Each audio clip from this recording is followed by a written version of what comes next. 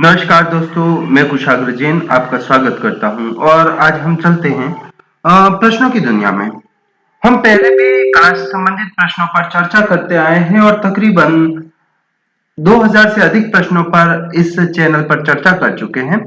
और ऐसे में नए कला से संबंधित प्रश्न जो TGT, PGT, RPSC, KVS, NVS, NET, JRF, SET, assistant professor और इसके अलावा एंट्रेंस एग्जाम जैसे बीएचयू का बीएफए, एमएफए या जामिया इस्लामिया राजस्थान की जो विविध यूनिवर्सिटीज है या जेजे स्कूल ऑफ ऐसे में जो बीएफए, एमएफए होता है उनके पूछे जाते हैं। या इसके अलावा भी जहां भी पीएचडी एंट्रेंस एग्जाम होता है आर्ट से related, visual art, fine art, plastic art से रिलेटेड, उसमें इस तरीके के प्रश्न पूछे जाते हैं। तो हम चर्चा कर रहे हैं उन्हीं प्रश्नों पर। और आप मैं कह रहा हूं कि पहले काफी प्रश्नों पर चर्चा हो चुकी है। ऐसे प्रश्न देखने के लिए इस चैनल पर पुराने वीडियो उपलब्ध है, उन्हें देख सकते हैं।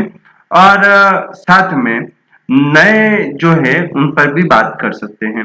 निश्चय ही आपको यह पसंद आएंगे और आप निश्चय इसको लाइक करें, कमेंट करें, शेयर करें और चैनल को सब्सक्राइब करें, अधिक से अधिक मित्रों तक पहुंचाएं ताकि टीम की मेहनत सार्थक हो सके। इसी क्रम में हम शुरू करते हैं आज की प्रश्न श्रृंखला को। आपके सामने पहला प्रश्न है, मधुबनी चित्रकला किस राज्य से संबंधित है? उत्तर प्रदेश, बिहार, केरल, तमिलनाडु। मधुबनी चित्रकला किस राज्य से संबंधित है? उत्तर प्रदेश, बिहार, केरल और तमिलनाडु। दोस्तों, आप प्रश्नों के साथ उत्तर देते जाएं तो ऐसे में निश्चय ही आपको आनंद आएगा और आपको सीखने मिलेगा कि हम कैसे ज्यादा से ज्यादा उत्तर याद रख सकते हैं। यह उत्तर जितने ज्यादा याद होंगे, प्रतियोगी परीक्षा में हमारी जो सफलता की सीढ़ी पर चढ़ने की बात आती है वह उतनी आसान होती जाएगी। तो ऐसे में जो प्रश्न है, मधुबनी चित्रकला किस राज्य से संबंधित है? उत्तर प्रदेश, बिहार, केरल और तमिलनाडु। तो उनमें से यहाँ पर इस प्रश्न का जो सही उत्तर है वह है बिहार। मधुबनी का संबंध बिहार से है। दोस्तों, इस क्रम में हम थोड़ी सी और बात करते हैं कि मधुबनी, जिसका जन्म बिहार के मधुबनी जिले में हुआ है, इसीलिए मधुबनी या कला के नाम से जाना जाता है। इसके अलावा इसको मिथिला कला के नाम से भी जाना जाता है। चमकीले रंग और उसके अलावा यहाँ की जो आकृतियां है वो अपनी अलग ही छाप छोड़ती है। और इसके अलावा हिंदू देवी देवताओं की छवियां जो है उसकी भी जो बात आती है, या हिंदू देवी देवताओं की छवियों को दर्शाने का तरीका है वो यहाँ पर अपने में एक अलग प्रभाव लाता है। इसके अलावा यदि हम देखें तो बिहार में ही मंजूषा और टिकुली आर्ट जो है वह फेमस है, तो हमें इसको ध्यान रखना है। अब आपके सामने अगला प्रश्न है, निम्नलिखित में से कौन सी लोक कला या लोक चित्रकला उत्तर प्रदेश से संबंधित नहीं है?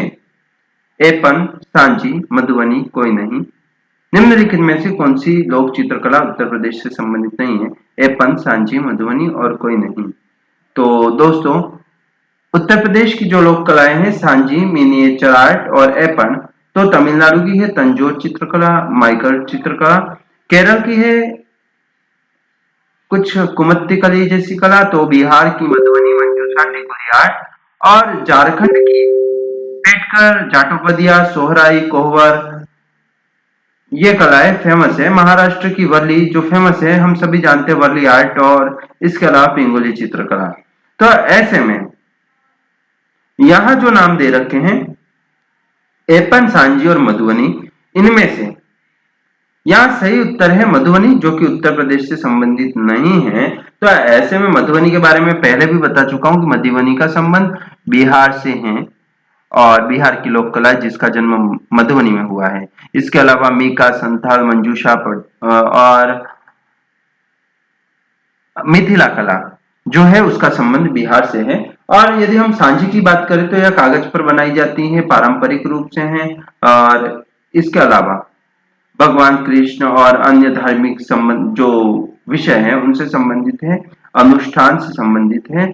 और ये सांझ या शाम से संबंधित शब्द है, जो कि सांजी आता है।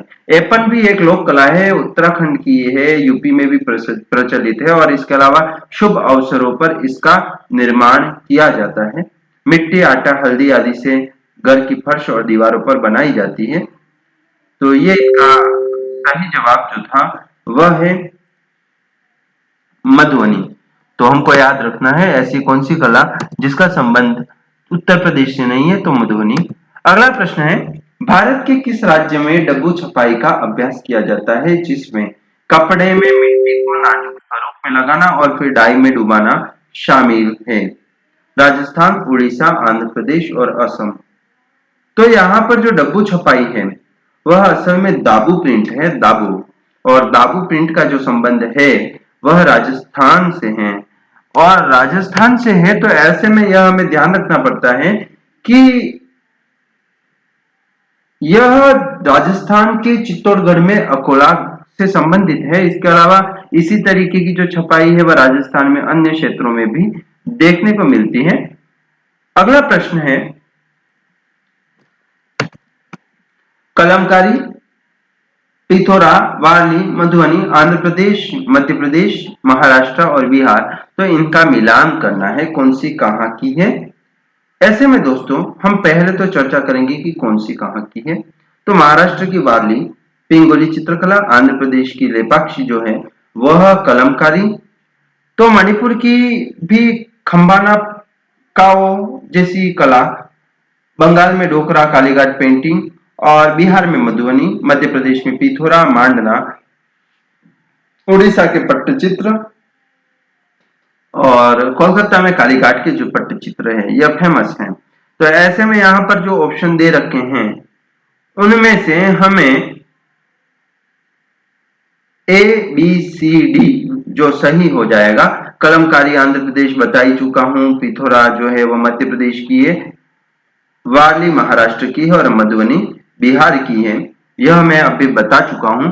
मधुबनी के बारे में हम पहले ही बात कर चुके हैं कि बिहार की लोक कला है जो कि मधुबनी जो क्षेत्र जिला है वहां पर जन्मी है, जिसे मिथिला कला के नाम से भी जाना जाता है क्योंकि यह मिथिला क्षेत्र में जन्मी है और इसमें चमकदार रंगों का प्रयोग जो किया जाता है और इसके अलावा शुभ अवसरों पर निर्माण किया जाता है। सांची के बारे में हमने बात की थी पहले, इसके अलावा जो कि उसके अलावा एपन जो है उत्तराखंड और यूपी से संबंधित है, इस पर भी हमने बात की थी।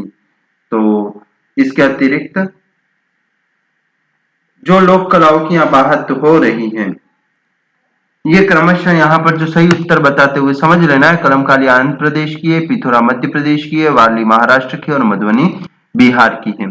अगला प्रश्न, निम्नलिखित पारंपरिक चित्रकलाओं में से कौन आंध्र प्रदेश राज्य से संबंधित है? अब यहाँ पर जो आंध्र प्रदेश की बात आती है तो थोड़ा सा इस चीज को फिर से समझ लेना कि आंध्र प्रदेश से संबंधित पूछा है तो यहाँ पर जो नाम दे रखे हैं उनमें तंजौर की जो बात आती है, तंजौर कला, वह तमिलनाडु से है। वारली जो है जिसका 2 बार नाम आ चुका है महाराष्ट्र से है। लेपाक्षी में जो है आंध्र प्रदेश में लेपाक्षी आता है उससे संबंधित है और जो जाटोपाध्याय है उसका संबंध झारखंड से है, अतः इसका उत्तर जो सही होगा वह लेपाक्षी होगा। अगला प्रश्न है, चित्रकला की किस शैली में पक्षी एवं जानवरों का महत्वपूर्ण स्थान है? यह राजस्थान शैली से संबंधित प्रश्न है और यहाँ पर कुछ नाम दे रखे हैं, बूंदी शैली, नाथद्वारा शैली, किशनगढ़ शैली, बीकानेर शैली। तो इसका जो पक्षी और जानवरों के लिए है तो हमें ध्यान रखना है बूंदी शैली है। यदि इसमें शिकार से संबंधित पूछा होता तो कोटा शैली आ जाता, तो हमें यह ध्यान रखना है।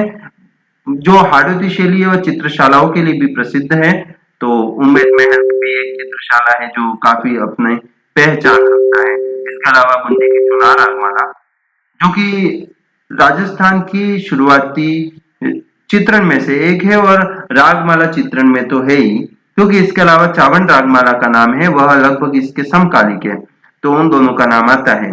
इसके अलावा यदि नाथद्वारा शैली की बात करते हैं तो पिछवाई जो है वो यहाँ की प्रसिद्ध है, जिसका संबंध कृष्ण और उनसे संबंधित लीलाओं से है। किशनगढ़ शैली की बात करें तो यहाँ पर किशनगढ़ शैली में बनी ठनी का नाम आता है और इसके अलावा बीकानेर शैली की बात करते हैं तो उस्ता परिवार और इसके अलावा मथेरन कला दो विशेष तौर पर प्रसिद्ध हैं।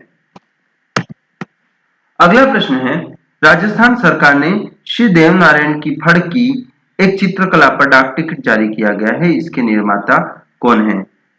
तो फड़ चित्रकारी के लिए पूछा गया है और फड़ चित्रकारी का संबंध श्रीलाल जोशी से है। जोशी परिवार जो है वह अपनी फड़ चित्रकारी के लिए विशेष पहचान रखता है, जिसका संबंध देवनारायण जी की फड़ से है और देवनारायण जी की फड़ पर 5 रुपए का डाक टिकट भी जारी किया गया है।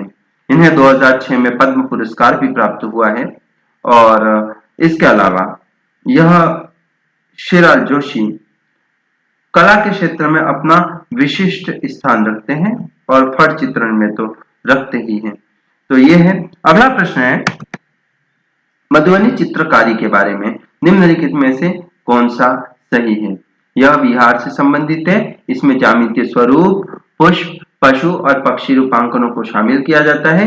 पौधे और अन्य प्राकृतिक स्रोतों से प्राकृतिक अर्क के रंगों का उपयोग किया जाता है। यहाँ पर कुछ प्रश्न दे रखे हैं, हमें पता करना है कि इनमें से कौन सा सही है।